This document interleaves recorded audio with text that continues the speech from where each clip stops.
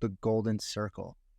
This idea is that all brands, whether for-profit or non-profit, must find their why or their purpose and allow that why to be the starting point for all of their communication. In order to be successful, we've got to figure out why we do what we do. Your organizational why is your purpose or your core belief. Today, I want to talk about brand strategy, and specifically within a ministry brand context.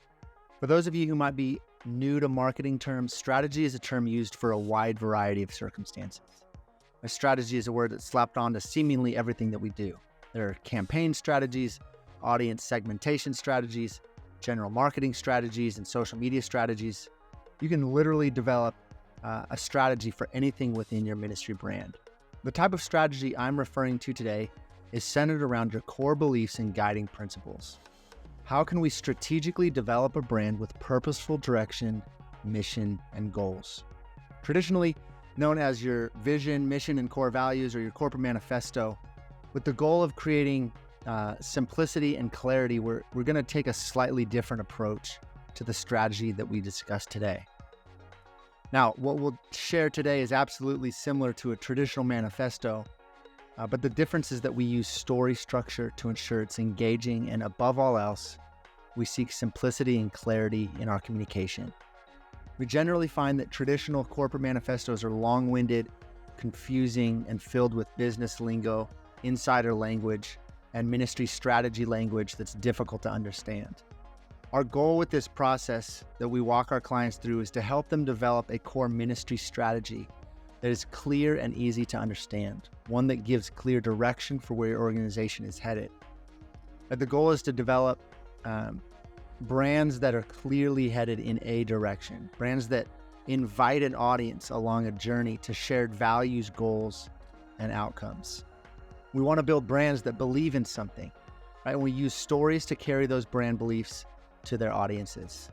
You'll hear me use clarity a lot in this video. A 7th or 8th grader should be able to understand what you do, how you do it, who you are, and why you do what you do.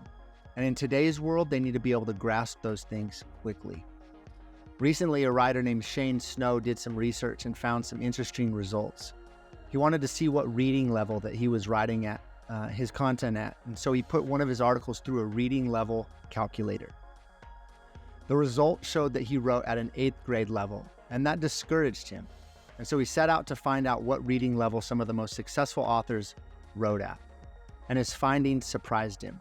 He found that authors like Hemingway and J.K. Rowling wrote at 4th and 5th grade levels. That's shocking, right?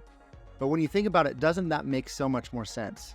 For some reason, we all have this desire to sound smarter and more important than we really are. Right? We have this desire to show off our vocabulary. But I know that when I read something that I can constantly have to reference a dictionary for in order to understand, I'm less likely to enjoy the reading experience or retain any of the information or knowledge that I went there in the first place to consume. Simplicity and clarity have helped some of the greatest authors throughout history find incredible success. So shouldn't we be clear and simple in our marketing communication? Additionally, traditional ministry communication doesn't take advantage of story structure to guide the messaging process. This is a powerful stat from Freedom to Lead International. They say 80% of the world's people belong to cultures that learn best through story, images, and music. They're most likely influenced by oral tradition rather than literary means.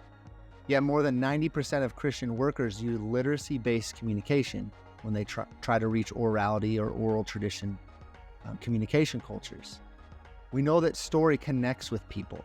Right? We remember stories far better than we remember strategy and statistics. Generally, we think that stories can only show up in the form of videos and photos. But as we learned in our last video, a medium doesn't mean you've told a story. Stories are powerful, and storytelling techniques and models can be powerful when used in your strategy and your messaging. So today and in the next week's video that's to come, we're going to see how you can craft a strategy and messaging that's rooted in a story structure that relates to all people across all cultures and all language groups. Before we go any further, I want to share where some of the ideas that we're going to be discussing come from or originate. Joseph Campbell, Simon Sinek, Carl Jung, Donald Miller, and Jonas Sachs. All of these men are brilliant guys who have had a hand in creating the ideas we're going to be exploring today. And they've all had a hand in informing how we think through strategy and messaging as a company. Joseph Campbell coined the term the hero's journey. Simon Sinek wrote a book called Start With Why. Carl Jung was a psychologist who created Jungian archetypes. Jonas Sachs wrote a book called Story Wars. And Donald Miller runs a company called StoryBrand that teaches some of the messages or messaging techniques that we're going to explore in this video and in the next one to come. All of these individuals are brilliant thinkers, and the ideas that they share are used in marketing for some of the biggest brands in the world. So today we're going to start our conversation with Simon Sinek's Start With Why and the principles he calls the golden circle. This idea is that all brands, whether for-profit or non-profit, must find their why or their purpose and allow that why to be the starting point for all of their communication. In order to be successful, we've got to figure out why we do what we do.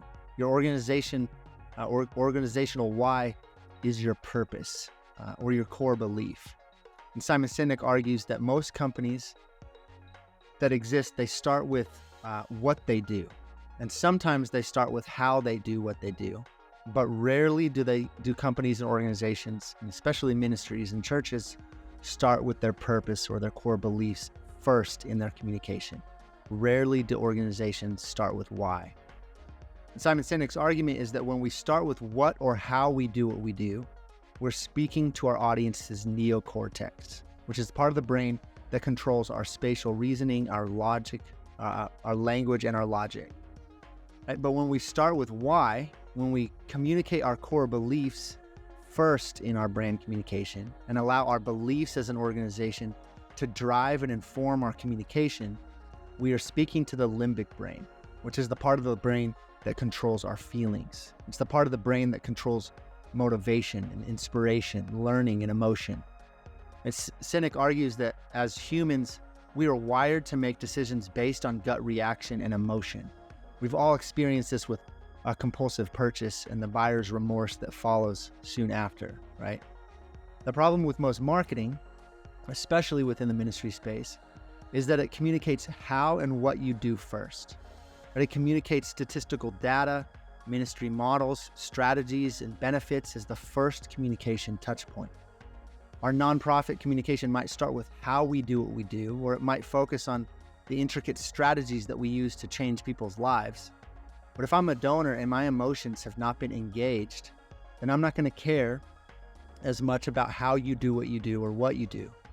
There's so many nonprofit offerings in the market to invest in, and if every single one is communicating how they do what they do or what they do, and they're starting with that as their first touch point for communication, as a donor, I'm going to be forced into making a decision about what organization to invest in based on statistics and strategies. Your why or your purpose has to be bigger than your strategy. By allowing our why or our purpose to permeate and drive our communication, we're engaging or we're able to engage with audiences at a much more meaningful level.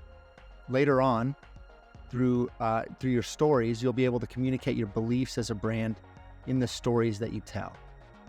Those stories will carry those brand beliefs and connect your audience to your brand at that limbic brain level. This is why storytelling and marketing is so important and so powerful. Right? When we share our brand beliefs as a brand, it gives the donor something to connect with at a deeper level than what we do or how we do it. At our core, humans want to belong to something, right? In his book, Primal Branding, Patrick Hanlon says that communities are belief systems. And once you build a belief system, you attract others who share your beliefs. Right? That's a profound statement when we think about building a brand for our ministries. That's exactly what we're building when we build the church, a community with shared belief system. As followers of Christ, we know this to be true, right? We know we're designed for community. Right? Shared beliefs between a ministry brand and those that align with it and support it and take part in that community, allow the members of that community to feel that they belong to something bigger than themselves. And so building a brand is so much more significant than simply having a pretty logo and a website. When we establish these belief systems, we can create communities around our brands that are strong and supportive and loyal. And eventually these communities will ultimately start advocating for the community belief system, for the brand, for the ministry. This is the level at which we can connect our brand to an audience when we start with purpose and communicate at our audience's emotional levels. Charity Water founder Scott Harrison has a great quote. He says, "Our hearts don't respond to data and statistics. Stories have the power to make us feel." So if we can engage our audience at an emotional level, if we can engage their limbic brain, the part of the brain that controls feelings and emotions, once we've done that, we can then communicate our how and our what more effectively in support of the emotions they're feeling about your cause, community, or brand. So getting back to Simon Sinek's Golden Circle, I want to now discuss the second circle in that Golden Circle, the who. Now, this is something that's not found in Simon Sinek's books or his version of the Golden Circle. We added this to the Golden Circle after research into Joseph Campbell's Hero's Journey and Carl Jung's Jungian archetypal models, and specifically the book, The Hero and the Outlaw. We'll take a deeper look into the hero's journey later, but to summarize the idea, all heroes have a mentor. The who is your brand character. It's the tone and voice of your brand. It's the characteristic tone of your voice when you communicate and write messaging content. Right? It's the archetypal character that your brand takes on. People connect with characters better than they connect with corporate manifestos. So your brand needs to have a voice. It needs to play out as a characteristic role in the stories that you tell, so that when your brand shows up in your stories as the mentor to your heroes, it's relatable as a character and has weight as a mentor. In Star Wars, Luke Skywalker has Obi-Wan Kenobi. In Lord of the Rings, Frodo has Gandalf. In The Matrix, Neo has Morpheus. Right? All of these stories have a hero and a mentor. This hero and mentor thread or relationship is rooted in Joseph Campbell's The Hero's Journey. Right? As we're all working in the nonprofit sector where we are serving orphans and fighting against social injustices like human trafficking, our organizations are healing and feeding the poor. Our churches are serving as a beacon of light in our communities. It's easy to look at ourselves as the hero and then communicate through all of our marketing efforts that we are the hero who needs donors' funds to continue our great work. This is the common messaging failure of most nonprofits and ministries. Look at us, look at how great we are, look at all the good that we have done. Please give to us so that we can do more of this great work. Now, that's obviously not the heart and motivation of these ministries, but our communication strategies certainly are communicating in that way. Right? We have to think differently if our storytelling and our marketing efforts are going to be successful. Now, honestly, I've seen a lot of progress in the nonprofit space moving away from communicating that our organizations are the hero, primarily through the work of Donna Miller. But if you take away nothing else from this video, remember this: your brand, your ministry, your organization is not the hero. Your donor can be the hero at times, but even that can get dicey if we're not careful. If you are a Christian organization, then your hero is ultimately Christ, and secondarily and equally, your beneficiary and donor. Those two, beneficiary and donor, those are equal characters, heroic characters in the story, right? Or what we would call participants and partners. And it's important to note that at times, participants and partners can be the same person. Your ministry is not the hero. The stories you tell should be about your partners and participants. And we've talked in other videos about how our partners and participants get to play the hero role in our stories because we see what we see in Romans 6. The key takeaway, though, is that I want you to start thinking about your organization as the mentor that guides those that you are communicating with along a journey. You are Obi-Wan Kenobi and your partners are Luke Skywalker. You are Morpheus and your participants are Neo. You are Gandalf and your audience is Frodo. Now, with that change in mindset, we can start deciding what archetypes our organizations will be. Right? As we discussed while we were exploring the why, donors want to find ministries, partners want to find ministries, participants want to find ministries with shared beliefs, right? That can be shared beliefs in our purpose and our why, and that can also be shared beliefs in the archetypal voice and tone and character that we use within our communication. Right? Shared beliefs with the characters our organizations show up as in our stories. If you think about your brand as a character in a story, what kind of character is your brand? So for example, REI's archetype in its messaging and advertising is the explorer. All of their communication and their messaging is passed through the explorer filter. The words that they talk about exploring, right? About the freedom of the outdoors and about adventure, right? And that attracts customers who identify as explorers themselves. So if your audience can find shared beliefs in the archetypal character that your brand takes on and how you talk about your ministries, they'll be able to attach themselves even closer to your brand. And the loyalty that this has the potential to create is really, really powerful. The who you are and the archetypal voice that you decide on will inform your brand voice and tone. It'll inform the personality in your narratives, your communication, and your stories.